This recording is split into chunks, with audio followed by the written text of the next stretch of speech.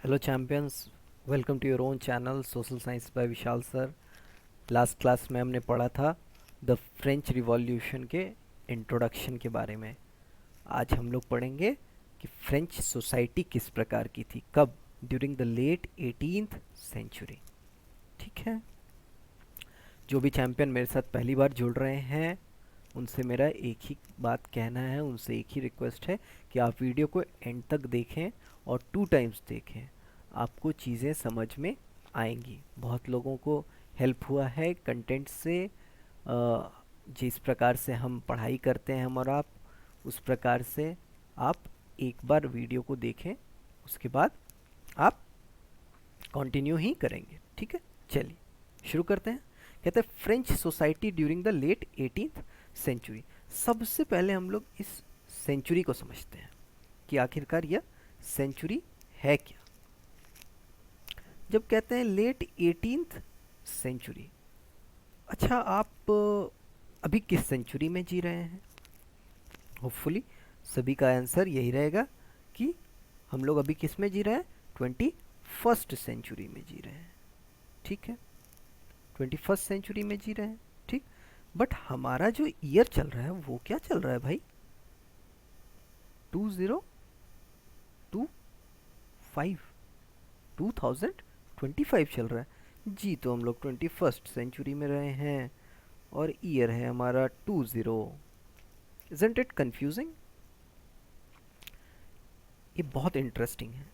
देखिए कैसे आप 21st सेंचुरी में जी रहे हैं मगर आपका ईयर कौन सा चल रहा है? 2025। ठीक है, उसी प्रकार से बात अगर 18th सेंचुरी की हो रही है, ठीक है, तो ईयर कौन सा चल रहा होगा? 1700 से लेकर के 1799 तक। डिफरेंट बुक्स में डिफरेंट डिफरेंट डेट्स भी मेंशन रहते हैं। ठीक है, कहते हैं कि 18th सेंचुरी से 18th सेंचुरी का अगर हम लोग बात करते हैं तो 18th सेंचुरी का मतलब होता है कि 1700 से 1799 तक। ठीक है, होपफुली सबको ये सेंचुरी वाला जो पार्ट है यह क्लियर हो गया होगा, क्योंकि ये एक ऐसा टॉपिक है जो इग्नोर्ड है, जो बहुत ज़्यादा बहुत जगह पर कवर्ड नहीं है, तो बच्चों को थोड़ा इसमें कन्फ्यूज़न होता है। ठीक है, होपफुली आपको क्लियर हो गया होगा, अभी आपको चीज़ें और क्लियर हो जाएंगी। तो कहता है French society during the late 18th century. French society जैसे हमारा सोसाइटी है, इंडियन सोसाइटी, ठीक, उसी वक्त उसी तरह फ्रांस में जो सोसाइटी थी उसको क्या नाम दिया गया? फ्रेंच सोसाइटी, फ्रांस का समाज। During the late 18th century मतलब कब?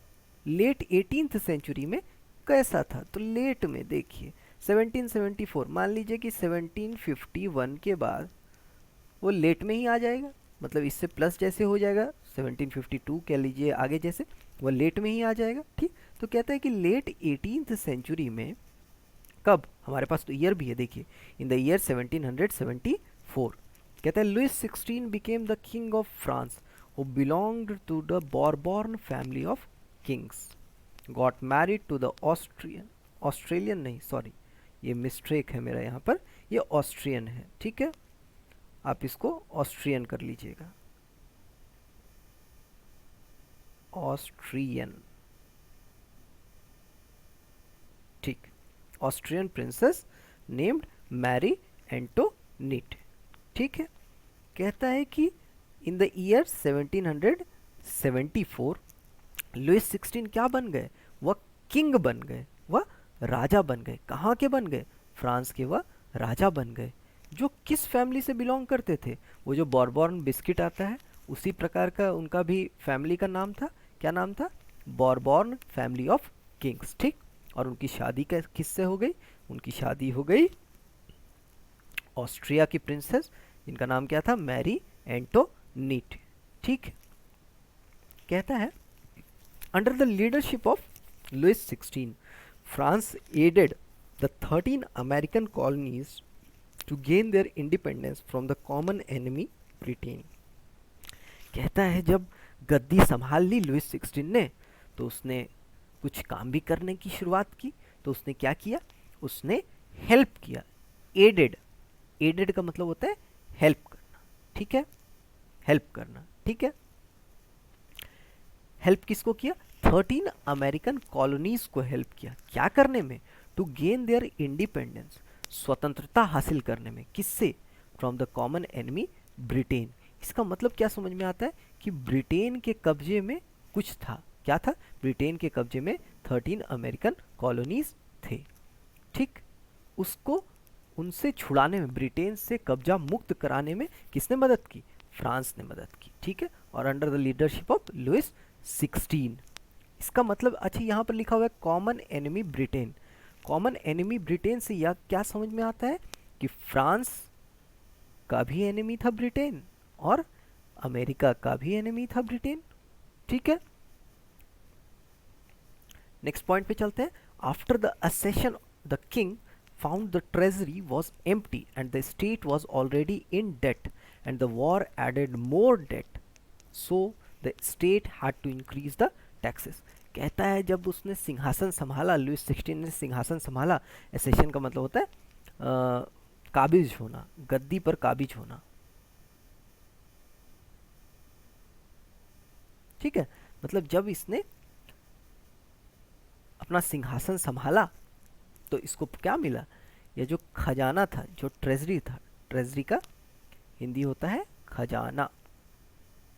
ये जो ट्रेजरी था ये इसको मिला एम्प्टी, खाली, उसमें पैसा ही नहीं था। जब उसने अंदर झांक के देखा तो देखा कि पूरा का पूरा खाली है, ठीक।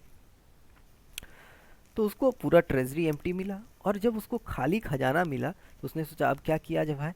और वह यहाँ देखिए आप, परोपकार करने में भी लग गया, एड करने में, हेल्प करने में। खुद के पास पैसा नहीं है मगर फिर भी वह हेल्प कर रहा है, तो और उसको दिक्कत हो गया। कहता है पहले से ही स्टेट जो है वह क्या था? Was already in debt. State was already in debt. Debt का मतलब होता है कर्ज, ठीक। स्टेट जो है पहले से कर्ज में था, और जब इसने वॉर लड़ा तो वॉर में पैसा तो खर्च होता ही है, गोली बंदूक ढाई ढाई ढाई ढाई, तो उसको चलाने में, तो वो उसको लाने में, खरीदने में भी खर्च होता है, ठीक है। तो और जो है वह कर्ज बढ़ गया। तो अब राजा को लगा कि अब हम अपना जो साम्राज्य है कैसे चलाएंगे। तो उसने क्या किया? उसने, स्टेट ने क्या किया? और टैक्स जो है वह इंक्रीज कर दिया। पहले से ही जो टैक्स लग रहा था उसमें और क्या कर दिया? उसने बढ़ोतरी कर दी, ठीक है। कहता है the society of French in the 18th century was divided into 3 estates: clergy, nobility and the third estate। कहता है ये जो सोसाइटी था, जो समाज था फ्रेंच का, कब? 18th सेंचुरी में। ये 3 एस्टेट में डिवाइडेड था, ठीक। 3 प्रकार के लोग थे, 3 क्लास ऑफ लोग थे। क्या क्या थे? पहला क्लेर्जी, दूसरा नोबिलिटी, और तीसरा द थर्ड एस्टेट, ठीक है। जिसमें थर्ड एस्टेट में कैसे कैसे लोग थे? बिग बिजनेसमैन थे, मर्चेंट्स थे, कोर्ट ऑफिशियल्स थे, लॉयर्स थे, पीजेंट्स भी थे, आर्टिशंस भी थे, स्मॉल पीजेंट्स भी थे, लैंडलेस लेबरर्स भी थे, सर्वेंट्स भी थे। मतलब थर्ड एस्टेट में पूरा mixture of different classes of people था, ठीक। आगे चलते हैं। अच्छा, इसमें आप पढ़ेंगे अपने चैप्टर में ओल्ड रेजीम आप पढ़ेंगे, तो आप ओल्ड रेजीम को जहाँ पर भी पढ़ेंगे आपको समझना है कि ओल्ड रेजीम का मतलब होता है ऐसे सोसाइटी और इंस्टीट्यूशंस, कहाँ के? फ्रांस के। कब के? 1789 से पहले के जो सोसाइटी और इंस्टीट्यूशंस थे फ्रांस के, उनके बारे में अगर किसी को कहीं पर लिखना होता है तो वह उतना नहीं लिखता है कि society and institutions of France before 1789, वो सिर्फ इतना लिख देता है ओल्ड रेजाइम, ठीक है। तो ओल्ड रेजाइम जहाँ भी आप पढ़ते हैं वहाँ पर उसका क्या मतलब होता है कि society and institutions of France before 1789, ठीक है। चलिए नेक्स्ट देखते हैं। कहते हैं clergy and nobility were privileged by birth as they were exempted from paying taxes to the state. कहते हैं क्लेर्जी हो गया और नोबिलिटी हो गया, इन लोगों को प्रिविलेज मिला हुआ था। प्रिविलेज का मतलब क्या होता है बाबू? प्रिविलेज का मतलब होता है सुविधा, ये समझिए। उनको क्या मिला हुआ था? सुविधा मिला हुआ था। कैसा सुविधा मिला हुआ था? कैसा इनको फ़ायदा था? इनको यह फ़ायदा था कि इनको क्या नहीं करना पड़ता था, इनको टैक्स पे नहीं करना पड़ता था, इनको छूट मिली हुई थी। दे वर एग्जेम्प्टेड फ्रॉम पेइंग टैक्स। और यह छूट इनको कब से मिलती थी? यह छूट इनको बाय बर्थ मिलती थी। मतलब जन्म लेने के बाद से ही इनका यह अधिकार था कि इनको टैक्स पे करने की कोई भी आवश्यकता नहीं थी। देखिए, अब सेकंड पॉइंट से इसको कनेक्ट करिए, सॉरी थर्ड पॉइंट से, कि किंग ने क्या किया था? टैक्स और इंक्रीज कर दिया था। तो जो क्लेर्जी है, जो नोबिलिटी है, ये लोग क्या है? ये लोग टैक्स पे करते ही नहीं है, ये प्रिविलेज्ड लोग हैं। तो जो टैक्स पे करने का जो जिम्मा है, जो बर्डन है, वह सिर्फ और सिर्फ किसके ऊपर आ जाता था? थर्ड एस्टेट के ऊपर। तो आप यह देखिए कि इसमें जो लोग हैं, इसमें स्मॉल पीजेंट्स भी हैं, आर्टिसंस भी हैं, लैंडलेस लेबर्स भी हैं, सर्वेंट्स भी हैं।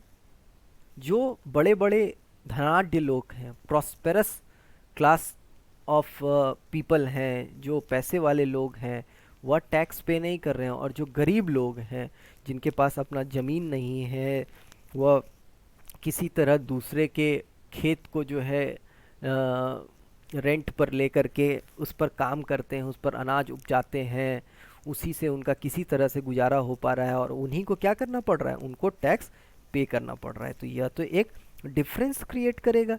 इसी कारण से जो चीज़ें हुई कि आगे चल करके राजा के विरोध में सारे प्रदर्शन होने लग गए, जितने भी रिवॉल्ट हुए उसके अगेंस्ट में होने लग गए। फिर जो भी चीज़ें हुई जिसके कारण यह जो फर्स्ट एस्टेट, सेकेंड एस्टेट और थर्ड एस्टेट के जो डिफरेंसेस थे वह धीरे धीरे कम हुए। कैसे हुए, क्या चीज़ें हुई, इन सारी बातों को हम लोग समझेंगे। होपफुली आपको आज का वीडियो हेल्पफुल लगे। अगर वीडियो हेल्पफुल लगे तो वीडियो को लाइक करें, शेयर करें और चैनल को सब्सक्राइब करें। Thank you.